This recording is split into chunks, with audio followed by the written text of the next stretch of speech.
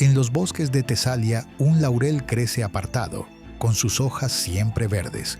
Se cuenta que antes fue una ninfa, Dafne, hija del dios río Peneo. Su historia se convirtió en mito cuando el dios Apolo la persiguió sin descanso. Algunos dicen que, bajo la corteza, late todavía un corazón que no se rindió. Dafne nació junto al río, sintiendo el agua helada en sus pies desde que era niña. Prefería escuchar el viento y correr entre los árboles a participar en banquetes o en cultos abarrotados. Siempre huyó de la presencia masculina. Cuando le preguntaban por qué no buscaba un compañero, alzaba los hombros y decía: «Mi hogar es este bosque, no necesito nada más». A su padre, Peneo, le preocupaba ver a su hija tan reacia a cualquier vínculo. Un día le habló de los poderes olímpicos que podían influir en sus destinos, pero ella se encogió de hombros. «Padre, amo el ruido del agua y la quietud del monte. Ningún dios me va a quitar eso». Él la contempló con un cariño tenso, temiendo que esa determinación pudiera chocar, tarde o temprano, con la voluntad de los dioses. Lejos de allí, Apolo, dios de la luz y la música, se regodeaba de su victoria sobre la serpiente Pitón y de su control del oráculo de Delfos. Con esa arrogancia, se burló de Eros, acusándolo de blandir flechas infantiles. Eros guardó silencio, pero urdió un castigo. Disparó 2 flechas desde su arco, una de oro, destinada a Apolo para inflamarlo de amor insaciable, otra de plomo, dedicada a Dafne, para infundir rechazo y repulsión por el amor. Apolo quedó marcado por una pasión que no comprendía. Dafne, sin saberlo, sintió que su aversión hacia cualquier romance crecía con cada latido. Apolo, movido por un deseo ardiente, recorrió las orillas del río Peneo. Allí vio a Dafne, con el cabello suelto y el vestido manchado de barro, arrodillada mientras reunía hojas para algún ungüento. Sintió un golpe en el pecho. Se aproximó con una sonrisa confiada. «Soy Apolo, hijo de Zeus. ¿Quién eres tú, ninfa del agua?», preguntó, tratando de sonar amigable. Dafne lo miró con recelo. Le bastó ver el brillo en los ojos del dios para sentir el impulso de retroceder. Su sangre clamaba: «¡Huye!». «No quiero tu compañía, vuelve a tu templo», respondió cortante. El dios no esperaba semejante desprecio. Se quedó de pie, preguntándose cómo una simple ninfa se atrevía a rechazarlo. Ese fue el inicio de la persecución. En los días siguientes, Apolo volvió una y otra vez, convencido de que con halagos y promesas torcería la voluntad de Dafne. Le ofreció dones, grandeza, la posibilidad de ser inmortal. Ella apenas le dedicaba miradas heladas, sintiendo que cada palabra de él era una daga que la empujaba a huir. «¿Por qué me tratas así?», repitió Apolo frustrado. «No nací para amar», dijo Dafne casi en un susurro. «Déjame en paz».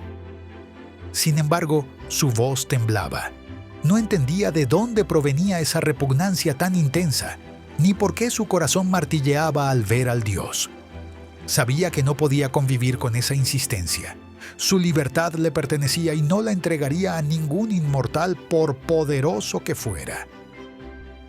Preocupada, Dafne recurrió a su padre. Lo encontró en la cascada, donde el agua caía con fuerza. Se arrodilló apoyando las manos en la corriente. «Padre, un dios me persigue y siento un terror que no controlo». Su voz temblaba tanto como la corriente. Las aguas de Peneo se agitaron. El dios río era consciente de la relevancia de Apolo en el Olimpo y temía provocar su ira. Pero también amaba a su hija. «Dafne, ningún amor forzado es justo», murmuró la corriente. «Haré lo que pueda, mas no deseo enfrentar a un dios abiertamente». La ninfa sintió su coraje mermar. El padre no se comprometía a una defensa absoluta, y Apolo seguía rondando. cada vez más persistente. Desde un lugar apartado, Eros vigilaba el resultado de su acto. No reía a carcajadas, sino con una mueca amarga. Había demostrado a Apolo que sus flechas no eran un juego, pero tampoco anticipó el dolor que su travesura ocasionaría. Al ver a Dafne huyendo y al dios ciego de pasión, Eros se preguntó si la venganza tendría un precio demasiado alto. «Ni siquiera imaginé que la libertad dolería de esta manera», susurró aferrando su arco con los labios apretados. Apolo, cegado por el amor, decidió tomarla por sorpresa en pleno día. Dafne, que estaba recogiendo agua en un cuenco, advirtió la figura dorada del dios acercándose. Sin mediar palabra, corrió por el bosque, con el corazón golpeando sus costillas y el sudor resbalando por su frente. Él la persiguió con la determinación de quien no acepta un no. Cada zancada hacía crujir ramas y hojas secas. Dafne, desesperada, vio que él recortaba la distancia. Sintió un nudo en la garganta y en un impulso último gritó: «Padre, detén a Apolo o sálvame». Peneo, escuchando el llamado, comprendió que la única manera de protegerla era quitarle la forma mortal.